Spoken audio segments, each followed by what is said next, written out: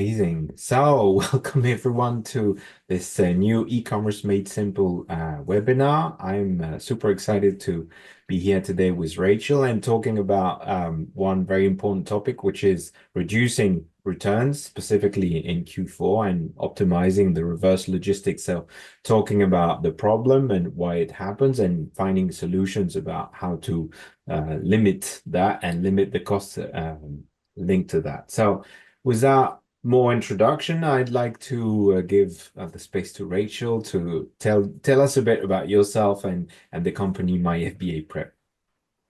Of course. Thank you, Jerome, and thank you everyone for making time today. So, as Jerome mentioned, my name is Rachel Go.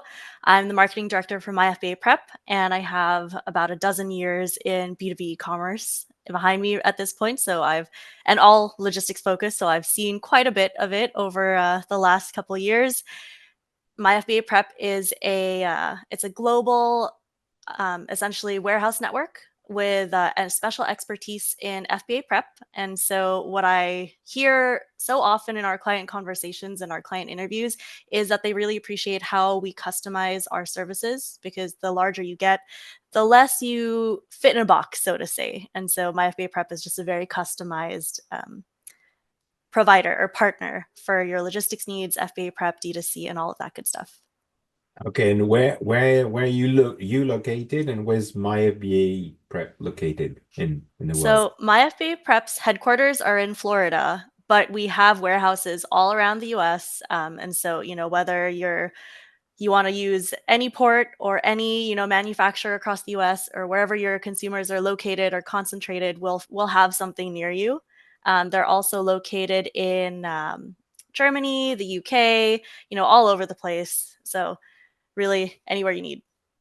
Great. That's a great thing. So today we're going to talk about the different aspects of handling the returns. And like I said, the first part of the discussion will be really focused on what are returns, what happens, what's the cost of returns, all those things, why they happen. And the second part will be, okay, how can we uh like anticipate and try to reduce those risks. It's still early stage, although a lot of shipments probably have been done for Prime Day and Cyber Monday, but still some things can be done because you still have Christmas a bit later on. So just to get started, why is it so important? What's the impact of returns? Like why are we even doing that webinar, right? And why people should spend time on that? So in e-commerce, returns are a necessary evil. No one really likes them, but you need to provide them because they're important for your bottom line. They affect your conversions. Your customers want them. A huge percentage of consumers will not shop with a brand or retailer if they don't have a good return policy or following a bad return experience. And also your competitors are offering them to your customers. So if you want to keep your customers loyal, you kind of have to have what is the necessary evil of returns. Yeah, and as a consumer, you love the idea of being able to return the goods, right? So like you have to change hats sometimes, like as the brand or the supplier, and sometimes as the end consumer. And why um why is Q4 the one place where you say that, okay, returns is specifically important? Is that just because the volume of sales are bigger, therefore the returns are bigger? Or like, is there something specific with Q4 and returns? So for a lot of brands, Q4 can make or break your business for the entire year. So much sales happen in Q4 from Black Friday to Cyber Monday, the big five, all the way to the holidays, the gift giving and everything. And so at first, when you're in Q4, it can look really positive for your revenue. But then when you hit January, if you haven't prepared, educated your customers, gotten your reverse logistics ready, sometimes those returns can come back in and they can really affect your business negatively because that's inventory that you may no longer be able to sell. It's inventory that you were not able to sell in Q4 because someone else had it. And then, with possibly the plan to return it or, potentially so fraud does happen in returns. So you want to like prevent that. And that's what we'll go over later on in in this chat, I assume. But essentially, in January, if you haven't prepared during Q4, your bottom line is going to take a hit, and your inventory levels and your customer experience. So it's a mix of bottom line, which is why you're doing business, is making profits, and then like customer trust and long-term sales, let's say long-term value of what you want to do with your customers. And when we were preparing, we discussed that okay, there's uh like how this whole thing of returns happens, like describing the process to be understand it. And there's two main different pillars, right? One is when you're doing D2C, so you're selling directly to customers. In the Amazon world, we call it fulfilled by merchant. And there's the other part, which when Amazon is doing the FBA part, so fulfilled by Amazon. So Amazon is talking warehousing and selling the product. So can you break down that for us, like in each case one and case two, how does the return happen, and what is the impact of one and the other, and what are some, learnings from both sides? Sure. So a lot of sellers have already gone through the returns process. So I'll just touch on a couple of key points between the two different, methods, sales channels, I would say. So let's start with FBA. Let's go with an FBA seller. When you sell through FBA, Amazon actually handles customer service and return logistics. In most cases, if something is returned or a return is requested by a customer, Amazon will automatically refund that customer. And usually the costs are the seller's responsibility, so your responsibility, unless Amazon deems the return to be their fault. So if an item was damaged in an FBA warehouse, for example, or by the carrier that they used, then you can claim reimbursement. But aside from that, you have very little say, unfortunately, on what can be returned and what can't be returned. One So thing to yeah, one question I hear when you say responsibility, you're talking about the who's covering the cost, right? Because Yes, that's correct. in any case, Amazon will replace the goods. So from the end consumer perspective, like whoever is paying is not like not his problem. He will get the product returned and replaced, right? In 100% of the cases. Either returned or replaced or refunded. So this is a really important distinction between warranty versus just straight return, which we can also talk about in the best practices. Yeah. So you were saying, okay, the Amazon takes when you're doing FBA, Amazon does the job of selling the product, delivering, sorry, the product, and also replacing, refunding. And the question you were saying is that, okay, in some cases, Amazon will go get back to you and ask you to fund that replacement, right? Except on some cases where you could challenge that, saying, okay, no, you damaged it, and or something happened and it's your responsibility. How does that thing happen about between like who takes the decision that it's, or who admits it was damaged in Amazon's warehouse? So how does that happen? So I'm glad you brought that up. There are two things. First, I'll go with sometimes it's customer reported. And actually, when it is customer reported, you always want to double check it because sometimes the end consumer wants a free return. And so they'll say something like it was a faulty item when it's actually fine. And then other times you have to dig in and like possibly in some cases open a removal request. And I'll chat about the best times to do this and when you probably shouldn't do this a little bit later. But the other thing I wanted to call out to everyone listening is what you want to remember is Amazon purchasers, so end consumers, have 45 days to return an item. So always keep that in your mind because like when you hit the 45-day mark past like December 31st or December 25, you're in the clear. Any return requests that come in after that will no longer be from your Q4 sales, essentially. The other reason that that's really important to remember is because, say, someone requests a return, Amazon refunds them and basically charges you, the seller, if they don't return that item to Amazon within 45 days. If it's been 47 days or 50 days and you still don't have that item back in the Amazon warehouse or it hasn't returned back to your to the Amazon like FBA system, you can basically tell Amazon, hey, you never got my item back. We can't verify like why it was broken. Your merchant, your team or your FBA team can't say like, oh, it was damaged in shipping. So send them a reimbursement or anything like that. So you can actually request a reimbursement for that. So Yeah, that's really important. like as a brand, a reimbursement Mm-hmm. from Amazon for that. And this rule of 45 days, does that mean that as a customer, if I go on the day 47 and go to Amazon, say, okay, I'd like a refund because the product doesn't fit or anything, will Amazon say, no, sorry, we don't take care of it? How does Amazon handle that customer request? You know what? I will have to get back to you for that because I'm the dream customer for Amazon. I've never returned anything. Well So done. I don't have real life experience on how this happens. I know how things should happen in theory, but how things actually happen to the customers, I can't say. Like we can speculate.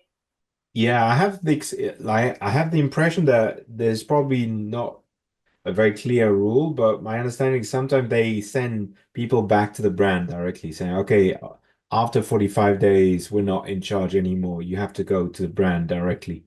And the we've had some because we act as a seller in some cases, and we've had some uh horror stories about customers asking twice or two people. So they asked a refund to Amazon and they asked also to us, and they got refunded. So we replaced the product and they got refunded by Amazon. So you really need to be careful about that process, because basically people have to ask it to Amazon first and then go through that process, and then Amazon bills you. Because if you go to customer direct, at least when it's FBA, then you get to pay twice, and the customer is happy because he gets a free product and a reimbursement. So that's amazing. Now, so we've seen the FBA part, which is mostly Amazon takes care of everything and sort of charges the brand or the seller with the cost, except the few exception when it's his fault or its fault. Now let's see when we get looking into DTC or FBM, like when the brand or the seller is selling directly or shipping directly to consumers. What's the process? How's the process different here? Sure. Just one quick tip that I thought of while you were sharing kind of your horror story.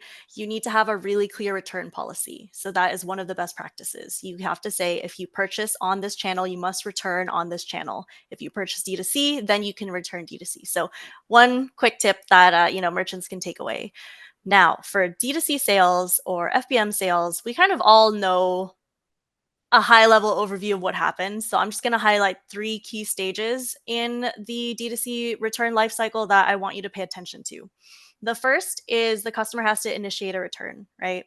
So you need to make sure that the platform in which a customer initiates the return is trackable. So this could be your own, loyalty platform. It can be like a returns platform specifically designed for reverse logistics. But you want to see if there are any bad actors. You can pinpoint, a group of people who return 80% or 90% or even 100% of their items, so that you can identify, okay, in the future we will block this address, this email, this account basically from buying because it's costing you money. Um, you know, Also in the middle of the returns process, you need to decide when you're going to refund a customer. So this is different from a warranty, right? Because you're issuing a refund. So you can either refund a customer before or after your item returns to your warehouse. So if you have a really expensive item, for example, you want to refund the customer after you get the item back. So you don't get someone buying like a monitor or a PC or like a PS5 and then saying like, "Oh, I don't want this," like returning a blanket. That's the same weight, for example, right? So consider that, consider your risk, consider whether you want to prioritize customer experience for the good actors, or you want to prioritize protecting your brand, your bottom line, if it's going to be a really heavy hit. So the last point of a D2C return that I want you to think about is what happens when you get the item back, because you can be creative here. You don't have to waste that item, you don't have to throw it out. You can consider reselling it once you've done the quality assurance and made sure that it is a resellable item. So you want to make sure, like, if it's wine, someone hasn't tampered with the seal, like that kind of thing. It can be discounted, so at least you get some revenue back. It can be given away if you want to be really creative. Like if you want to have a social media contest and say like, hey, get some almost perfect products like by tagging a friend and sharing this or that just with a little bit of paint chip, like that kind of thing. Or if you have a warranty instead of a return program, you should keep it for parts. For example, if you are a suitcase brand and someone returns a suitcase because one of the wheels are broken, you might be able to replace that instead of replacing the entire unit. So those are what I encourage you to look at in the life cycle of a return. I love that the idea of uh, thinking the whole process or the life cycle of the product and say, okay, we have ideas to recycle those returns, and you could generate like future sales with social media and having them as gifts. I love that. And another horror story we had for a brand we had, which was doing earbuds, very nice earbuds, and we had a return, and inside the box they had put another earbud brand which was much cheaper. So it was a and they got refunded on obviously the more expensive ones. So indeed, you're right. Like this whole process of, okay, what do I do with returns? How do I check them out? And so on.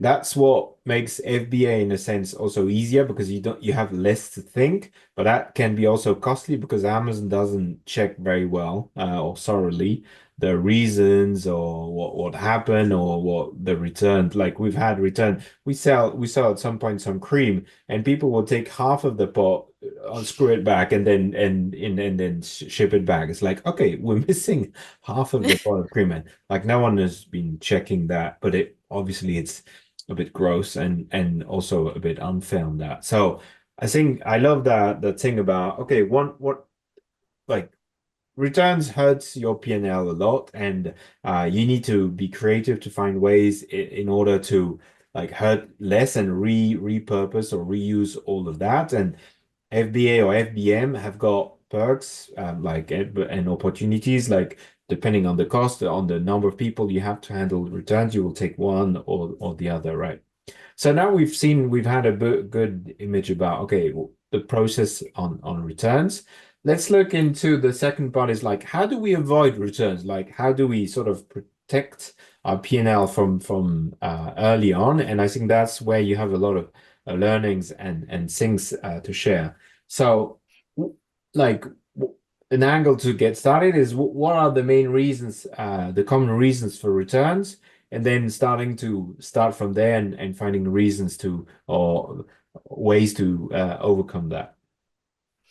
Sure. So, because of this point in time of the year that you're listening to this webinar, I would say that the most important thing to take away from here is prevention is better than the cure, right? It's better to avoid a return altogether than have to deal with the reverse logistics and spend more money, waste your inventory, possibly lower your customer experience a little bit, and all of that. So, the way that you can start thinking about this, in I have a framework for thinking about returns, and it's batching the reasons for returns and then addressing them systematically one by one. So the top reasons for returns, and then Jerome, you and I can discuss what would be the most relevant to dive into. We don't have to go into all five. So the top reasons for returns, I would say, are customer selection issues. So this would be uh, customer selected the wrong size. They Mhm. selected the wrong product. They thought it was, the full machine, but it was just a part, like that kind of thing. Or they no longer needed or wanted the product. Another common batch or kind of field reason for returns is merchant and shipping issues. So, unfortunately, sometimes merchants ship the wrong size. Maybe the product was defective from the manufacturer. And especially relevant in Q4 is sometimes the product arrives too late. Like they arrive the day after the holiday giving season or your secret Santa or someone's birthday. And so they're just like, well, I don't need this anymore. I found something in the store down the road kind of thing. The third most common kind of batch of reasons for returns is expectation setting issues. So if you don't set the right expectations, maybe someone doesn't know how to use it, so they're like, oh, this is actually like not a good product, but really there wasn't enough customer education.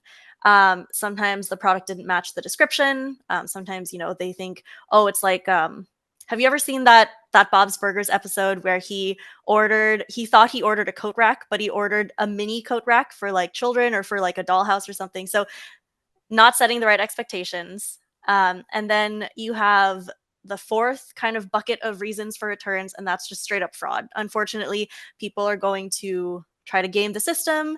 They're going to not really care about your business and your profits and margins, and they'll just order a bunch of stuff with the intention of returning it, just like wearing it once and returning it, or just, outright fraud.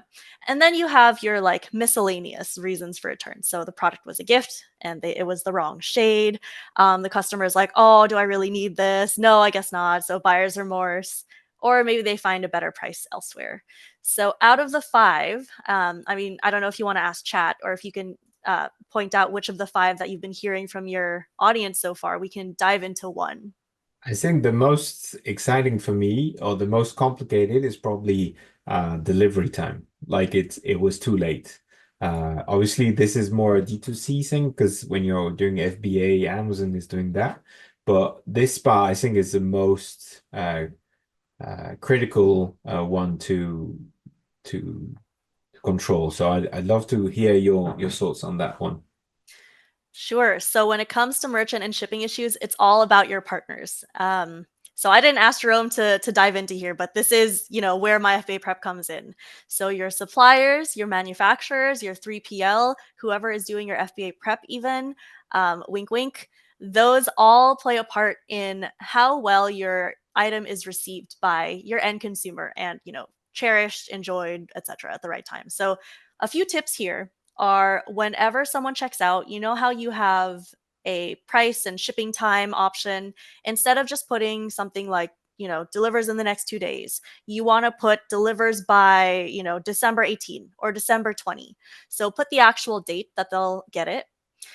Offer different options. So you want to not just do standard and next day, because sometimes people will say, like, oh, that's too expensive, but standard is too late. And so they'll just abandon their cart. And you don't want that, right? So offer, like, I would say three, maybe four options. You can have standard shipping, which can be free over a certain amount if you've spent $50 kind of thing. If you're worried about offering free standard, you want to do like 2 day or next day. So you're really fast options. If someone really needs, like they forgot their kid's birthday or they forgot this and they're like, I need a present now. Right. And then you have like your mid tier, which is like 3 to 5 days, maybe instead of like 7.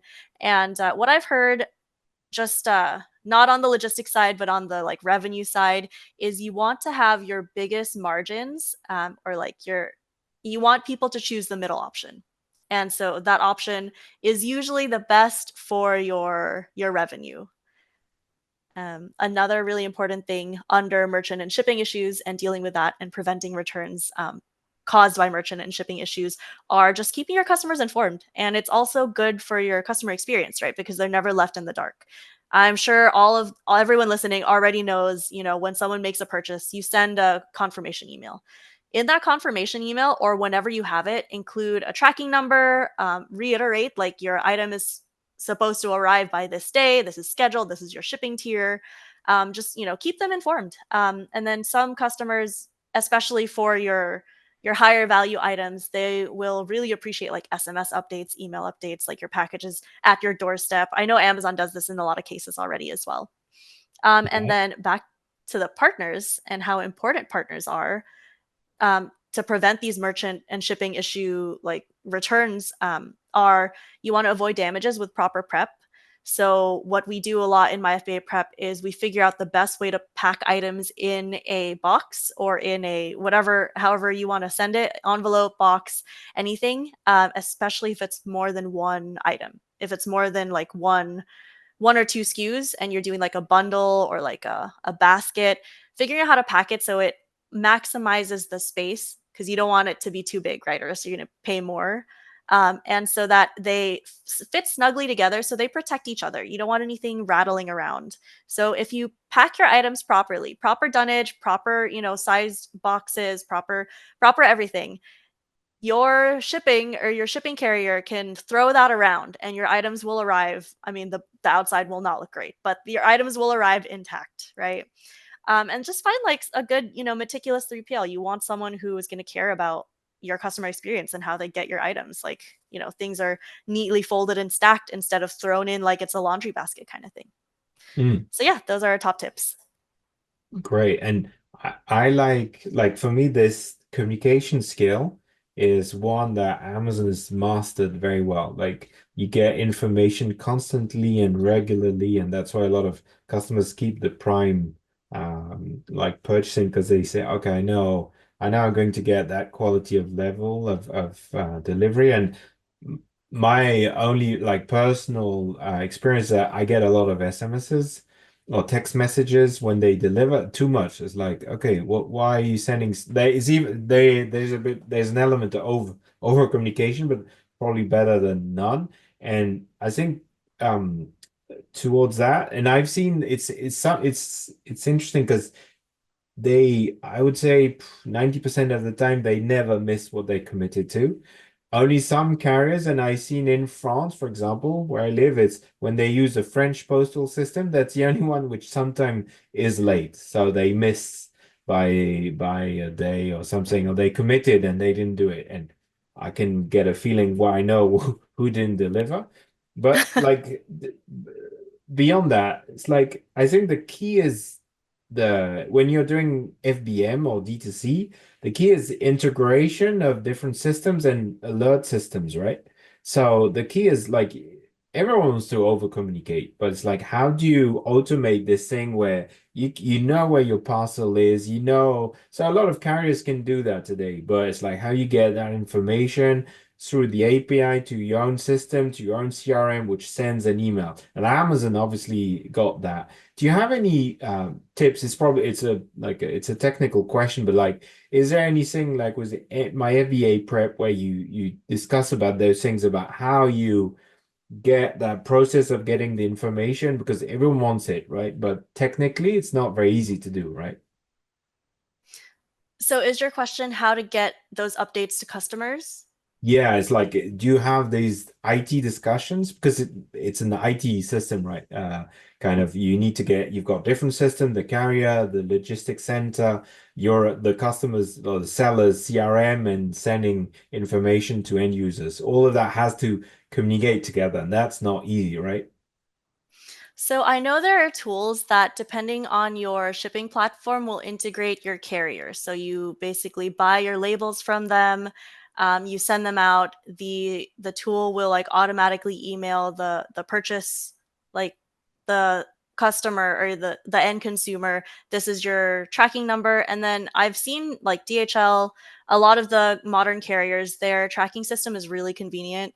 You just enter your tracking number, and then you see like little green dot among like where it's been. Like I sent some documents the other day to the UK and it went to like Singapore, Thailand, Hong Kong. I was like, where are you going? Go to the UK. But I saw exactly where my documents were throughout the process.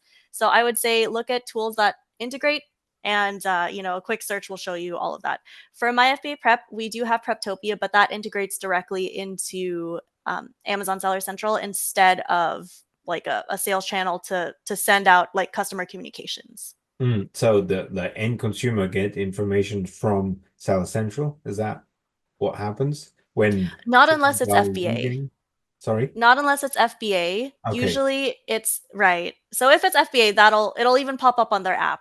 So Mm. yeah, Amazon really has it down to a T. But for D2C, you need a dedicated app for those updates and that CRM for the continuous communication. And that's when also the decision of going FBA and FBM is like those part is so important. And that's why also when you talk about winning the buy box, the FBA will win more of the time because the service or the customer journey is much smoother there. The information available usually is better. So that's where I it makes a difference, right? I always do recommend FBA. It's very rare that I will ever recommend FBM. But even beyond that, once you get to a certain level of sophistication in your business, I actually recommend having both. Mm. So just to protect your customer experience, to protect your listings and your sales volume, you should ideally, for example, be FBA first and then have an FBM backup. So in case something sells out in FBA, while you're getting items, while you're rushing items into FBA basically to replenish that listing, turn on your FBM listing and sell on that instead. And it's the same concept, with anything in e-commerce. You want to create redundancy because it like kind of protects your customer experience. Like, for example, with my FBA prep, if we have a customer who has items in two warehouses, if items en route to one FBA warehouse, like the truck, knock on wood, crashes into a ditch, we can route items from another warehouse. It's just backups. Like, you want to have a lot of backups. This was more relevant, a couple years ago during like 2020, 2021, but I would say it's still relevant now. And I've read that some of the warehouses or like FBA warehouses are full. I think on the West Coast from Amazon, and then like you get issues in deliveries. So when you can't get products into your FBA warehouse, FBM is like it enables you to go on selling, even if it's not the best solution. It's better than nothing. To and like building on that question, have you seen also issues on FBA warehouses in from Amazon lately in the US?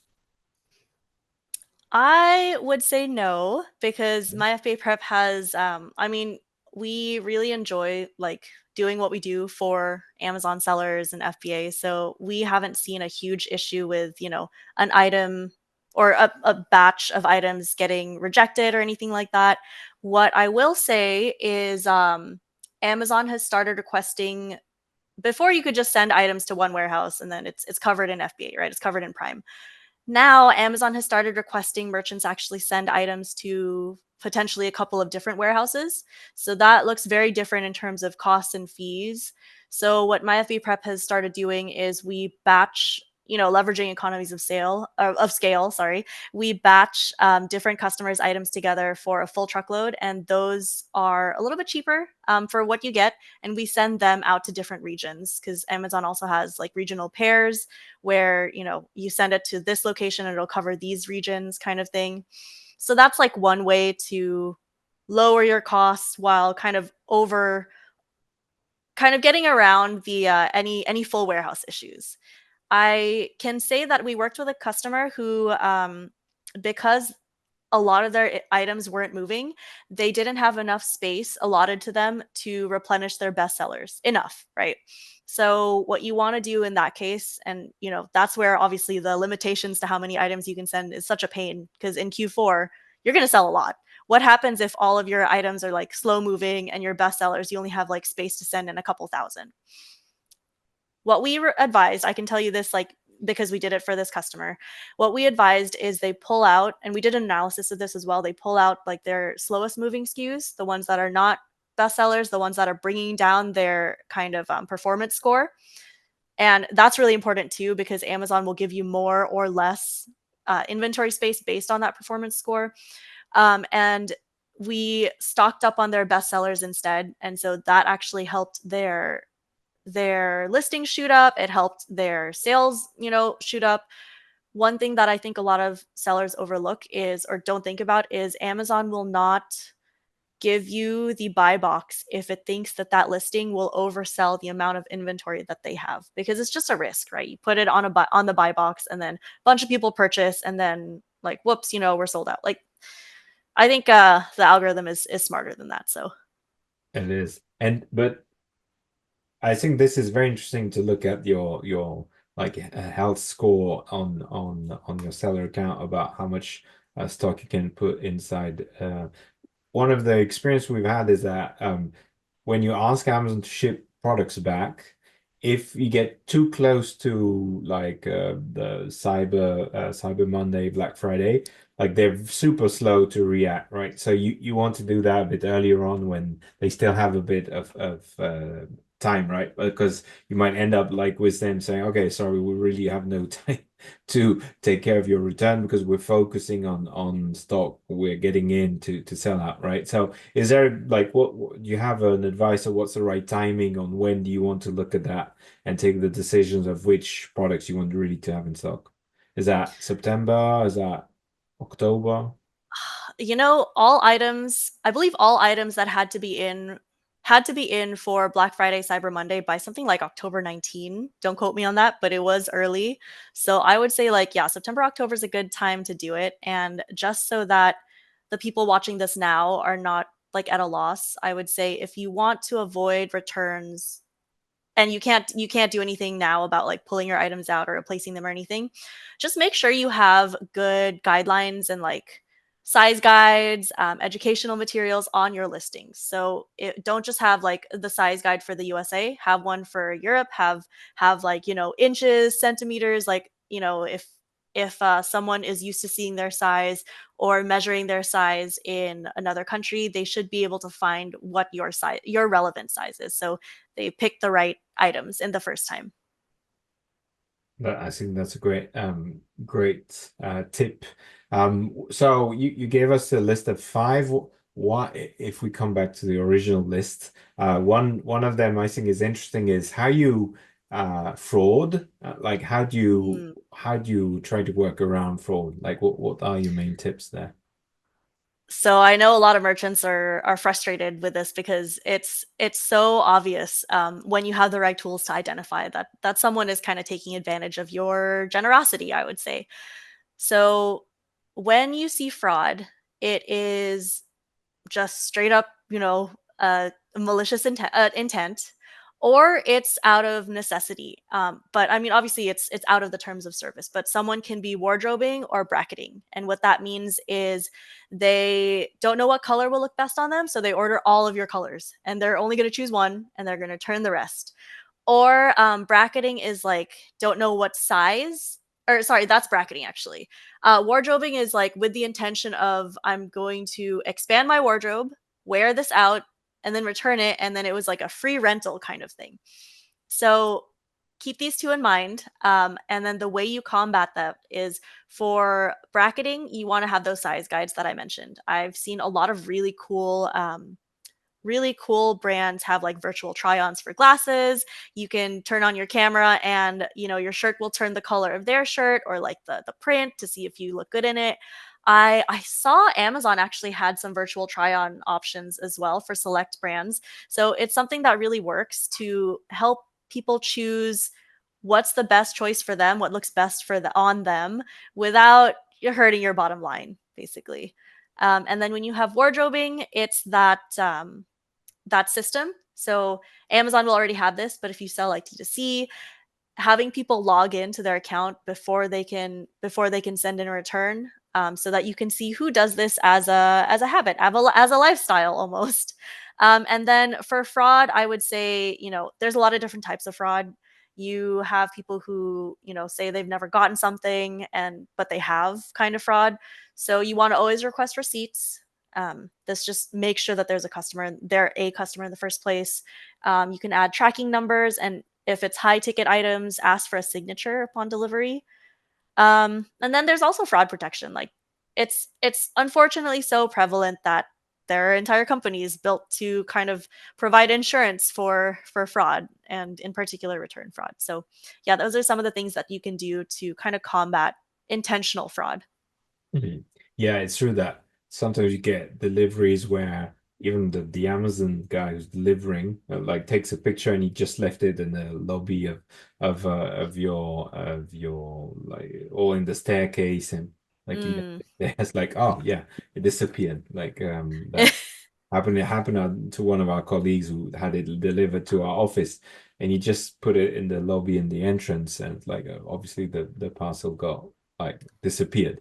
So there's also a lot of things like obviously when the deliveries are not always perfect, then it's difficult Mm. to know when it's fraud and not fraud. So it's I think it's working on it or trying to find ideas or when there's clear well, and depending on the type of product you have, if it's electronics, if it's beauty, if it's like fashion, obviously the habits are not the same, right? It's kind of funny. I heard that there are brands like jerky brands or like snack brands, and sometimes they'll complain like their items sometimes never make it to the end consumer because someone gets like snackish or peckish along the way. And so another way to prevent like outright theft could also potentially be use plain packaging. Like, don't advertise the PS5 on the shipping and delivery box. Don't advertise jewelry or like beef jerky or or something like that.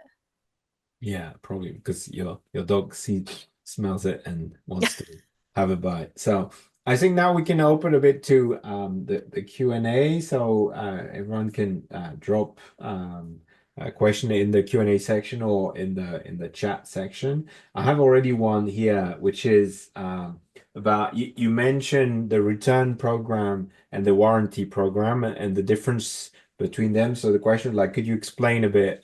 What are the differences and what does that mean? Sure. So, something that a lot of sellers think are interchangeable is a returns program versus a warranty program, but they're actually very different things. And the questions that you need to ask when deciding on one or the other are also quite different. So in a return program, you have straight returns. So they give the item back or not, it's up to you. And then they get money back. In warranty, you keep your sale, you keep your revenue, but you guarantee that you will replace the item whenever it is needed, if it arrives broken, if it breaks within a certain amount of time. And so there are pros and cons to both. I would say for returns, it's very simple, it's a little bit easy to keep track of, but it's also wasteful. For warranty, you still get to keep that revenue. So your customer acquisition spend is not, wasted on the return, but it's potentially it can be more wasteful because if there's something you can't fix, like I had a suitcase that got a crack and I wanted them to fix it because it had like my pet painted on it, but they said no, we have to replace the whole thing. So in those cases, sometimes it's more wasteful, but the trade-off is worth it because there are some times where someone will want to return something because it's broken, and you can just take apart from something else that was also returned, fix it, send it back, save your revenue.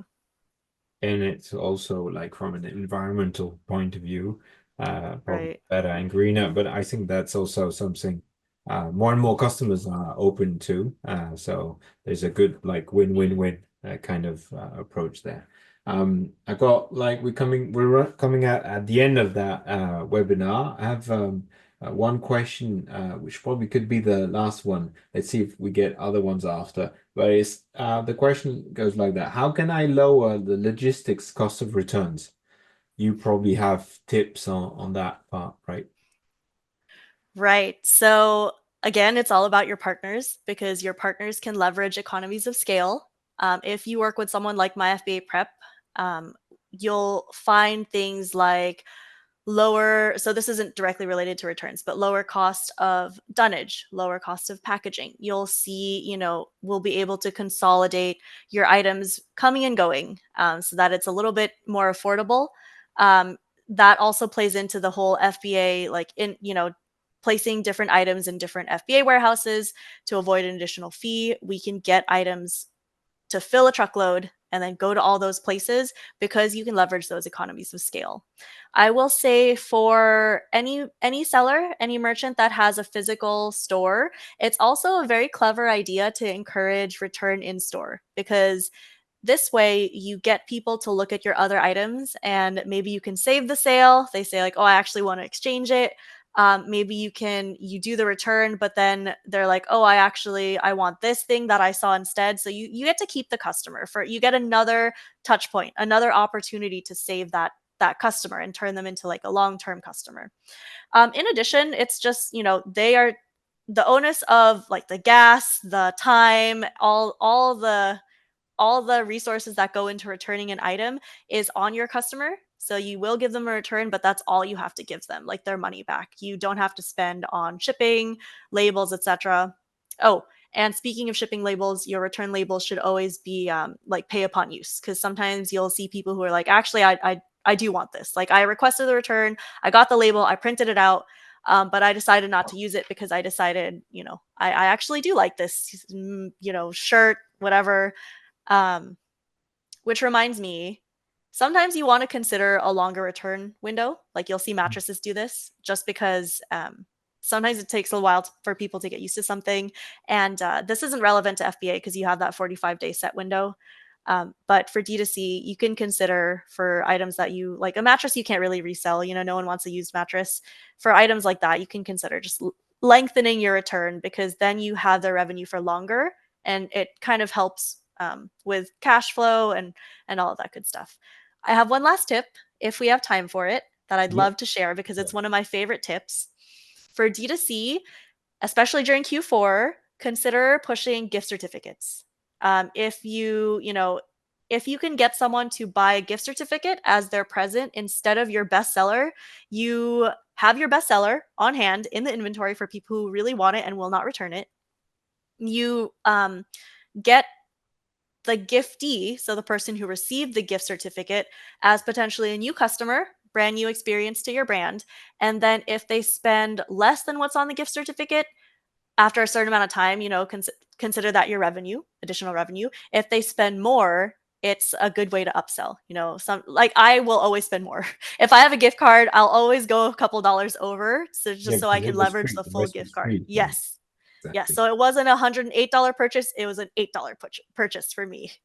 Exactly. So we'll close on that great idea of gift certificate. We're just in the month of November, so maybe a good idea for people to buy for Christmas gift certificate and for brands to or sellers to offer that for their customers to buy. It's a good way of mitigating your stock and sort of it's a longer time value because then it will be purchased afterwards maybe. So great tips. Thank you very much, Rachel. It was a great session for me. I learned a lot of things about how to reduce the returns and what can be done to improve that. There's a lot of different things. We didn't go into the details of everything. So how can people reach out to you, Rachel, to get more information?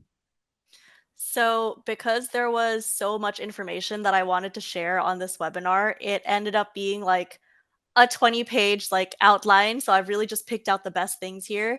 I plan to publish like the full list on the MyFA Prep blog. So if you would like to sign up for our newsletter, it's just on our website. There's like a little newsletter tab. I would love to have you on there. We send out emails very frequently, and they're not all puff pieces. Like it's really meaty stuff. Like I love the type of content that our writers and our founders put out there. So Awesome. And if they have a question for my FBA prep, what's the best way to get in touch with you guys?